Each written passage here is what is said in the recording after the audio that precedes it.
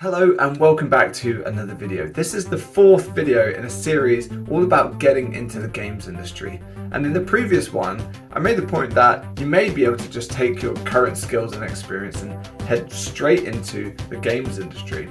But it may be the case that there's a skills gap and you need to develop those skills before you can enter in the job you want.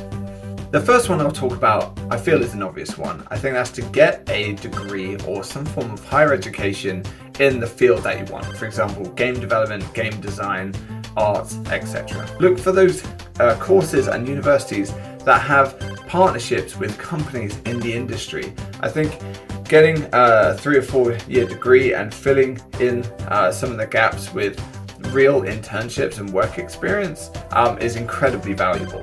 And still, a lot of the companies within the industry running internship programs have a policy where they are reserved for students. That is thankfully changing a lot, and internships are opening up to people who aren't currently in education. But still, overall, internship programs at companies, at least right now, are set up for students. And so that's why university can be a great place to get skills and a great place to get work experience. There are plenty of courses online for you to learn a variety of skills. For example, Coursera and Udemy. But also there's just so much free content, even just on YouTube, looking at tutorials, or if you wanted to learn Unreal Engine, all of the content on the Unreal Engine website is free.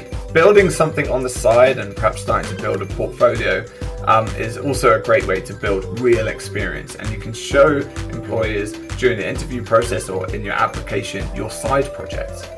Make sure to check out game jams, whether in person or online. Now, game jam is where you team up with, it could be a bunch of random people or friends, and your aim is to build a game from scratch in usually a very short time frame, like 24 to 48 hours.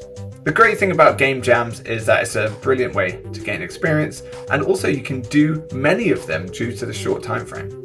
Open source projects and modding games are a great way to build experience too. In fact, the modding community online is huge, and many people that I know that got their start in the industry started in just modding some of their favorite games. And lastly, take a look at playtesting opportunities. This is usually when a game studio or company brings in members of the public to try out a game before it's released to get their feedback. This is great exposure to the company itself, but also an insight into how games are tested and how games are made, and also some really valuable experience to add on to your application. I hope you found this information useful, and see you in the next one.